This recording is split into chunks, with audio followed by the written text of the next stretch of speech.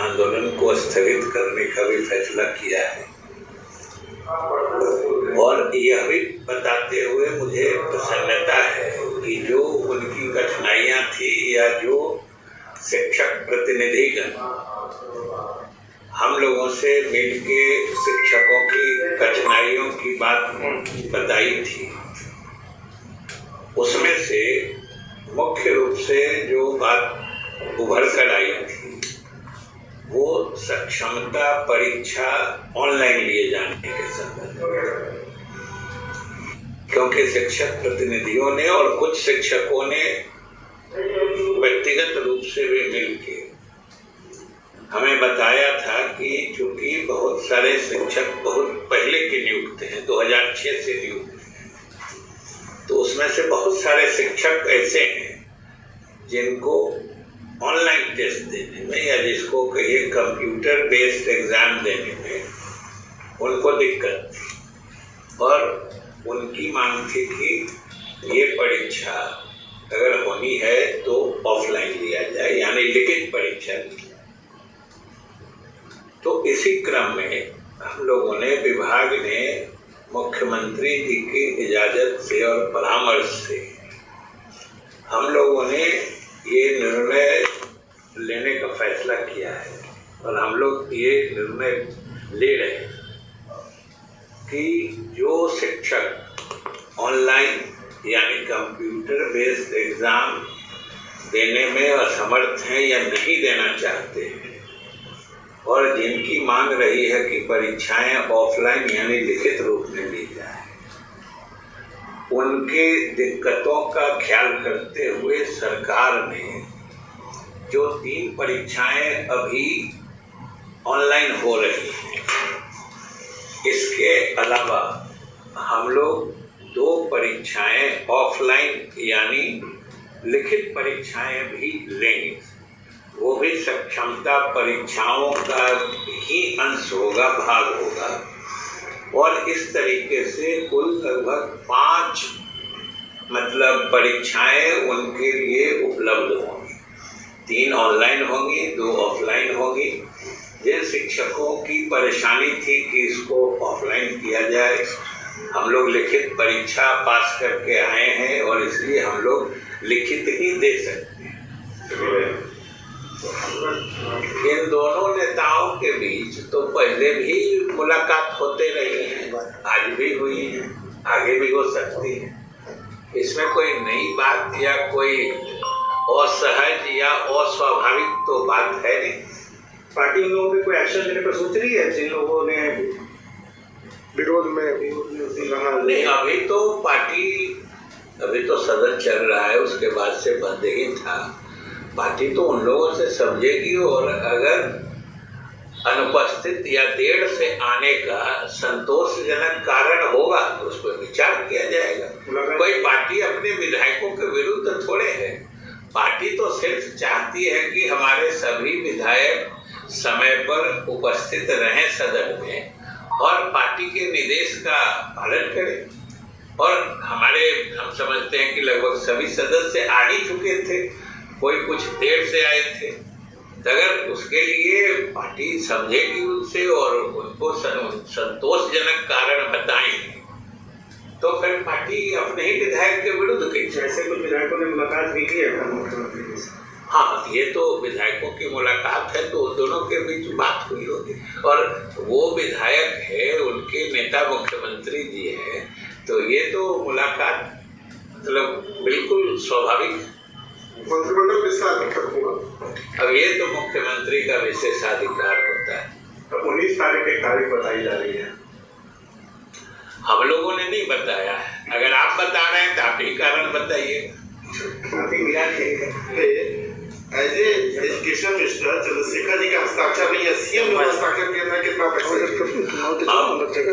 इन सब चीजों के बारे में उस संचिका को मैंने अभी नहीं देखी है, लेकिन ये बात तो सभी जानते हैं ना कि बिहार लोक सेवा आयोग से परीक्षा लेकर शिक्षकों की नियुक्ति की जाए, ये फैसला हम ही जब शिक्षा मंत्री थे तो मुख्यमंत्री जी के परामर्श पर हम लोगों ने किया था क्योंकि बार बार शिकायत आती थी कि गुणवत्तापूर्ण शिक्षा के लिए सबसे पहली आवश्यकता होती है योग्य शिक्षकों की। तो अच्छे शिक्षक आए, सुयोग्य शिक्षक आए, इसके लिए हुआ था कि मेधावी शिक्षकों की नियुक्ति के लिए बिहार लोक सेवा आयोग से परीक्षाएं आयोजित करा के उनकी नियुक्ति की जाए। ये फैसला तो उसी समय हुआ था। फिर कुछ मामला जो पहले से, जो ये 2006 के पहले के जो नियुक्त शिक्षक थे, फिर वो जैसे जैसे सेवानिवृत्त होते जा रहे थे, तो वो सब पद पुराने पे स्केल के थे और अभी फिर नया पे स्केल है।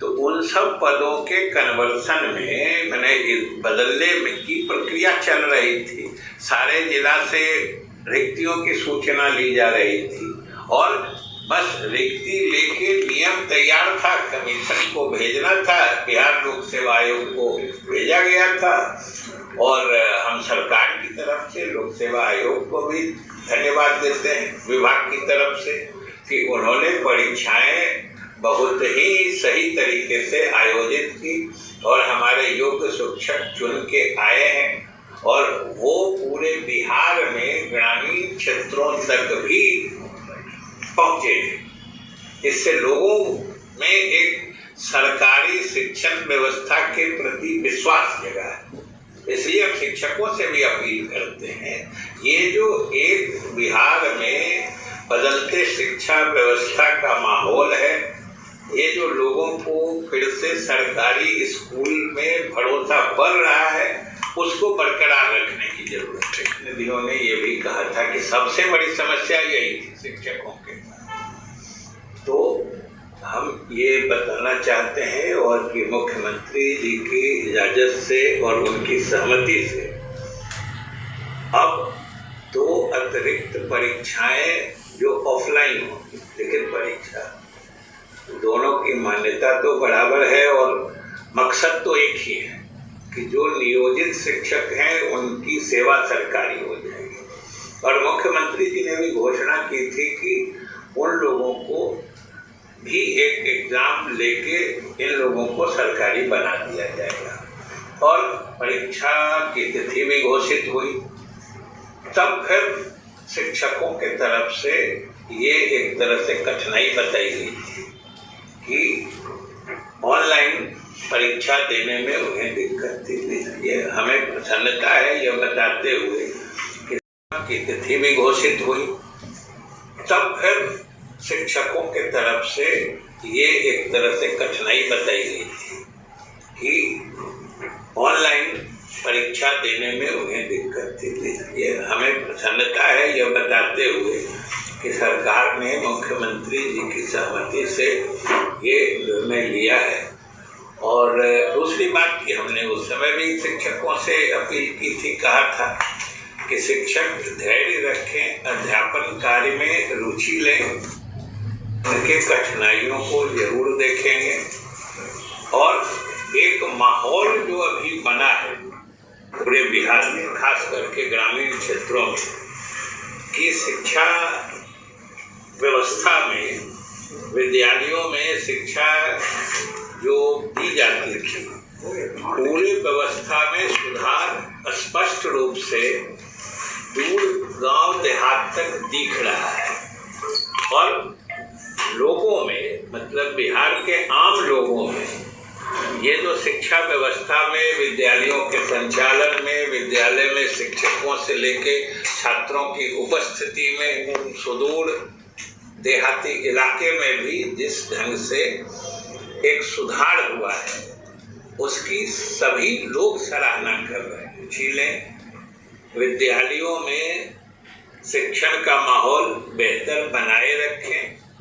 आप जैसा हमने कहा था, हम कोई आपके हितों के विरुद्ध काम नहीं करना चाहते। सरकार का भी एक ही लक्ष्य है, एक ही मकसद है कि यहाँ के बच्चों को, बिहार के बच्चों को हम गुणवत्तापूर्ण शिक्षा दें और हमारे विद्यालय पूर्ण समय के लिए पर्याप्त शिक्षकों के साथ पूरे समय तक चले, यही सरकार का मकसद है।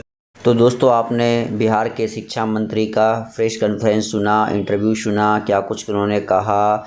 आगे की भी लेटेस्ट अपडेट आप तक हम सीधे अपने चैनल के माध्यम से पहुंचाते रहेंगे, तो अपना प्यार बना के रखिए और लगातार चैनल के माध्यम से आप लोग जुड़े रहिएगा, ताकि लेटेस्ट अपडेट जो भी आए वो हम पहुंचाएं। नियोजित शिक्षकों पर खुलकर शिक्षा मंत्री ने आज अपनी बातों को रखा है। तो दोस्तों, इस वीडियो में इतना ही। पसंद आए तो शेयर कीजिएगा। धन्यवाद दोस्तों। जय हिंद, जय भारत।